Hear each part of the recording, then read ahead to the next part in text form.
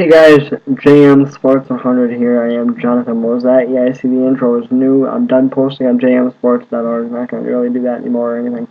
Anyway, um, so as you guys know, I am back, and I've kind of decided how I'm going to approach this channel from now on. I'm going to do something nightly. I don't know if it's going to be 7 nights a week or if it's going to be 5 nights a week, called the JM Sports Update. And basically what that's going to be is I will go over the highlights of the day in sports. I'll give analysis when there is need for analysis. Otherwise, there's just going to be a lot of scores and stuff. Go over sports stories.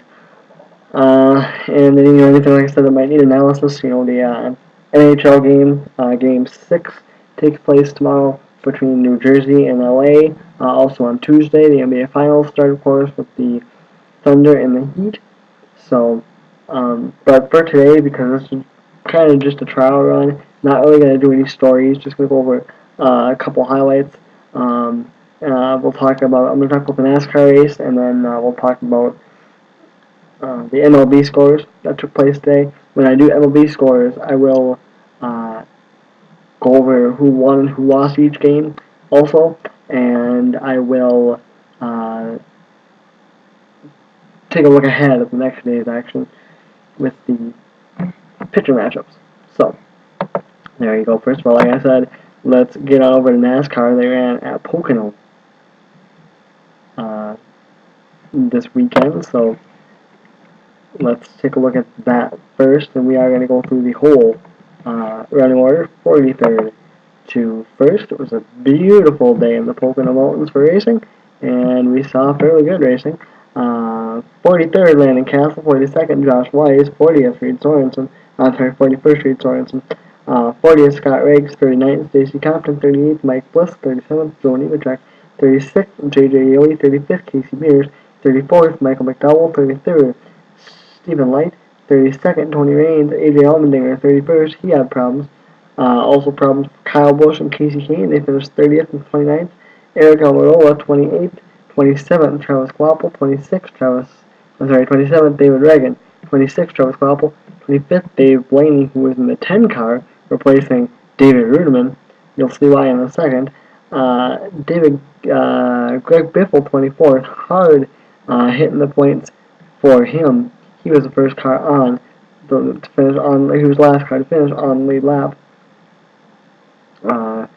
David Gilliland, 23rd, 22nd, Bobby Labonte, 21st, David Ruderman, who was in the 51, which of course is usually driven by Kurt Busch, but due to his actions in the nationwide race last weekend, Kurt was suspended from this weekend's action in Pocono. He is slated, I believe, I haven't heard anything differently, but I have heard that him and James Finch were going to sit down. They may part ways, but if they do not, I believe he is eligible to return at Michigan next weekend. 20th for Martin Truex Jr., 19th for Jeff Gordon, 18th Brad Keselowski, 17th Juan Pablo Montoya, Regan Smith 16th, Jeff Burton 15th, Kevin Harvick 14th, Mark Samuels 13th, Ryan Newman 12th, Carl Edwards 11th, Jay McMurray 10th, Paul Menard 9th, Dale Earnhardt Jr. 8th, Matt Kenseth 7th, Clint Boyer 6th, Denny Hamlin 5th, Jimmy Johnson 4th, 3rd for Tony Stewart, 2nd for Mark Martin, and the second career win for Joey Logano as he went pole to pole. He started on the pole, finished first, led 49 of the 160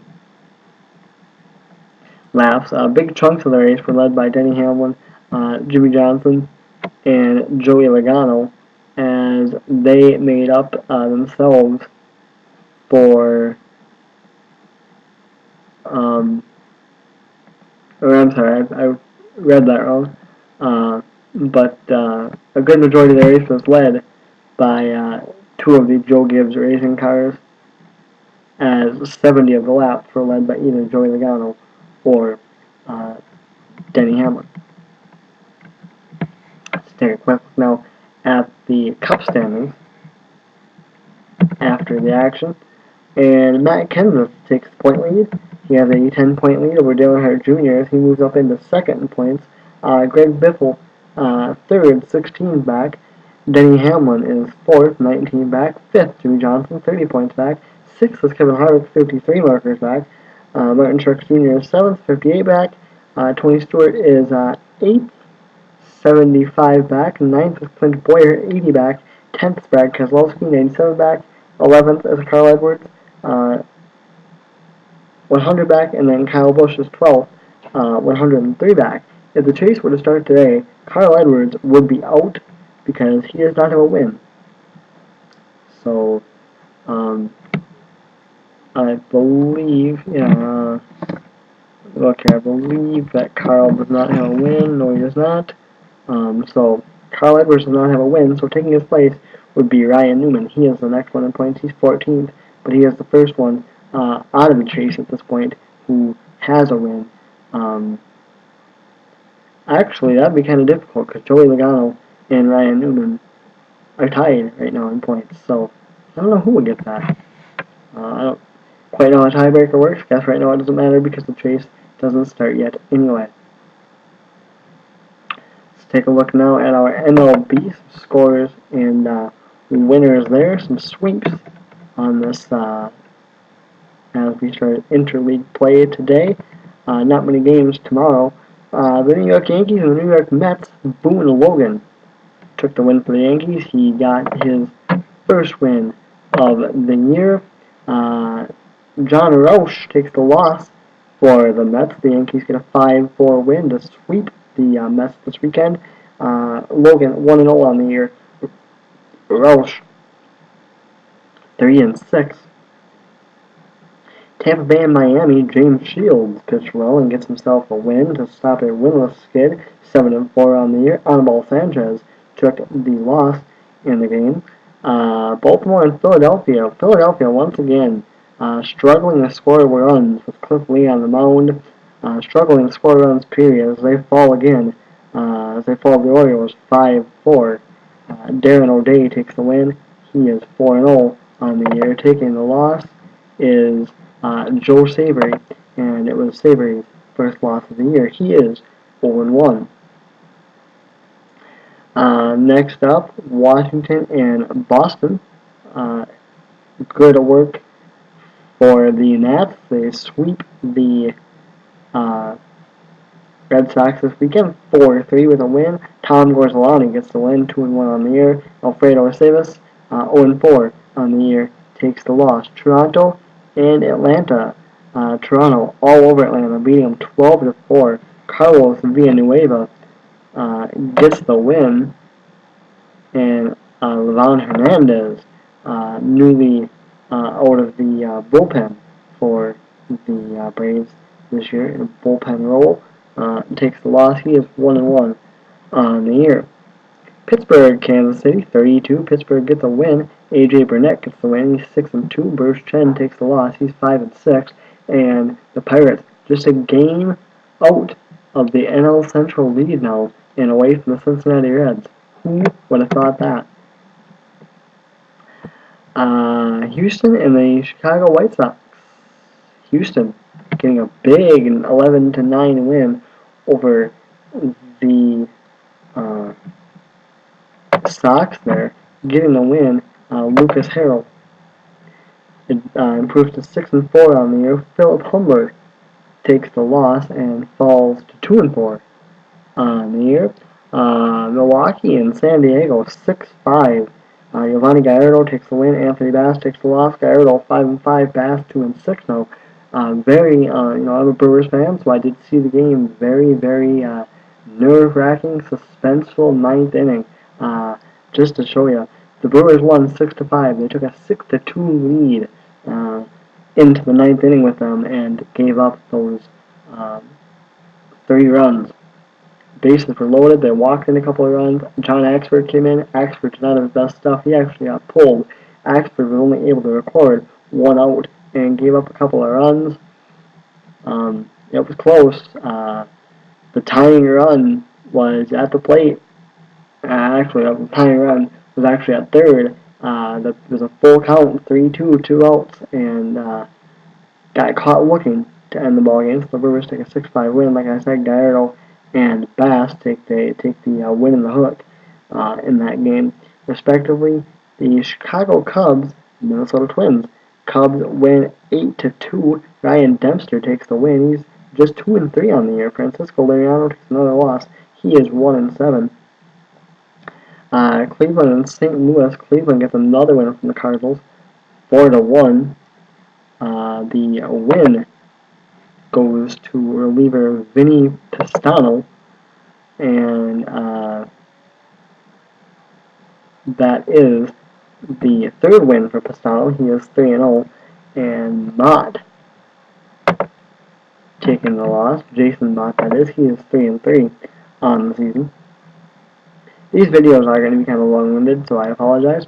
LA Angels, Colorado Rockies, 10-8 Angels win. Irvin Santana gets the win, only 3-7 on the year, taking the loss. Christian Frederick, 4-2 on the year. For Frederick, and Texas and San Francisco. Texas blanks San Francisco. Lincecum taking his 7th loss of the year, only 2-7, getting the win for Texas. Robbie Ross is a pretty looking 6-0 on the season so far. LA Dodgers, Seattle Mariners. Chad Billingsley takes the win, 4-4. Blake Bevan takes the loss, 3-6. 8-2 is how that wound up. Arizona and Oakland. Joe Saunders takes the win, 4-4 on the year. 4-3 win. Taking the loss for the Athletics is Travis Blackley. So, Blackley taking the loss there. Taking the hook in the contest. My computer's kind of wigging out on me. Alright, so Blackley's 0-2 on the year. Saunders 4-4. Detroit and Cincinnati. Detroit getting a 7-6 win on Sunday Night Baseball. Aroldis Chapman takes the loss for the Reds, 4-2 on the year. Valverde, by the way, did get his 12th save of the year in the contest, and Detroit got a win for, I believe it's Brian Valerio. So, getting the win there. Only a few games on the schedule for tomorrow, 7:07 p.m. Eastern Time. First pitch, Edwin Jackson and Brandon Morrow, Washington Nationals, Toronto Blue Jays. Also, you've got the Yankees and the Braves going out at 7:10 tomorrow. Ivan Nova and Carlos Delgado. I'm sorry, Randall Delgado, my bad. And next up, we have an ESPN game, 7:10 p.m. Eastern Time. First pitch, Josh Beckett, Josh Johnson. Good pitching matchup. Boston and Miami from the New Marlins ballpark. And the only other game on the schedule for tomorrow, LA Angels, LA Dodgers, Clayton Richards. Wait, that's not right. Chris Capuano will go for the Dodgers, and Garrett Richards will go for the Angels. So there you go. Also, one other sports note to talk about. Tomorrow, Game 6 takes place. And the NHL Finals tomorrow, NBC, 8 o'clock Eastern Time. New Jersey and Los Angeles. Remember, the Kings lead 3-2. So Los Angeles could, at home, wrap up the Stanley Cup, or New Jersey could keep that hell of a comeback they've got going on and force a Game 7. Have to wait and see what happens there. Might possibly watch it. And then, of course, the NBA Finals, those of you who want to know when they start, they don't start until Tuesday, 9 o'clock Eastern Time on ABC and ESPN3, Heat Thunder NBA Finals. By the way, that's going to be a great finals. I'll probably talk about that at some point in time. There you go. Probably not the greatest, but not too bad for a debut edition. This has been your JM. I'm John Lemozette. This has been your JM Sports Update for June 11th, June 10th rather. This has been your JM Sports Update for Sunday, June 10th, 2012.